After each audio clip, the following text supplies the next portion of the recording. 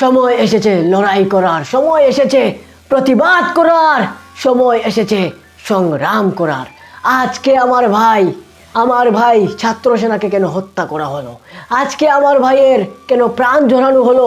আজকে আমার ভাইকে কেন গাছের সাথে বেঁধে হত্যা করা হলো, যন্ত্রণা দেওয়া হলো, অপমান করা হলো? কিন্তু তারপরেও যখন প্রশাসনের কাছে তাকে সুপর্দ করা হলো, তখন প্রশাসনও এর সঠিক বিচার করে নাই। প্রশাসনও তার যতটুকু প্রটোকল দরকার, তার যতটুকু চিকিৎসা দরকার তা দিতে পারে নাই। কেন দেয় নাই? ওরা কি সক্ষম ছিল নাকি অক্ষম ছিল? যদি সক্ষম হয়ে থাকে তাহলে কেন তার সঠিক চিকিৎসা দেওয়া হলো না? যদি অক্ষম হয়ে থাকে তাহলে কোন কারণে প্রশাসন অক্ষম ছিল তখন? প্রশ্ন রইল আপনাদের কাছে। একজন বান্দা, একজন মানুষ, একজন সুন্নি, তার সুন্নি সমাবেশে যাওয়াটাই কি অপরাধ? নবীর পক্ষে, ইসরায়েলের বিপক্ষে, ফিলিস্তিনের পক্ষে কথাটা বলা কি অপরাধ?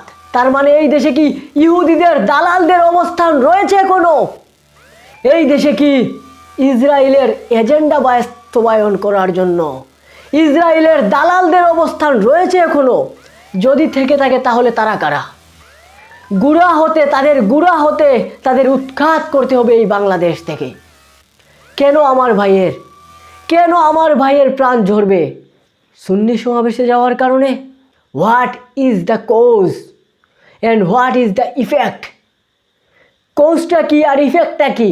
আপনাদের জাস্ট আপনাদের জেনারেল নলেজ যদি আপনারা ইউজ করেন তাহলেই খুব সিম্পলি বের হয়ে যায়। কজ হচ্ছে এটাই, আমার ভাই রইসুদ্দিন উনি গিয়েছেন সুন্নি সমাবেশে, আর ইফেক্ট হচ্ছে এটা, তাকে গাছে বেঁধে জুতার মালা গলায় পরিয়ে হত্যা করা হয়েছে।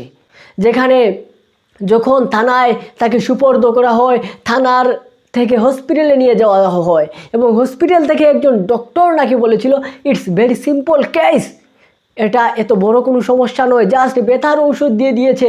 এখন আমার প্রশ্ন কর্তৃপক্ষের কাছে, ওই ডক্টরের কাছে, ভাই আপনি কোথা থেকে ডিগ্রি নিয়েছিলেন যে আপনি একটা এত বড় বিষয় দেখে বলে দিলেন সিম্পল একটা বিষয়, জাস্ট ব্যথার ঔষধ দিলে কমে যাবে? আর যদি ওনার ডক্টরই শুদ্ধ হয়ে থাকে তাহলে উনি কিভাবে একজন সুস্থ একজন ব্যক্তি জেল কারাগারে হত্যা হলেন, কিভাবে মারা গেলেন? প্রশ্ন রইল প্রশাসনের কাছে, প্রশ্ন রইল বাংলাদেশ সরকারের কাছে, প্রশ্ন রইল মাননীয় প্রধান উপদেষ্টা ডক্টর ইউনূস আপনার কাছে।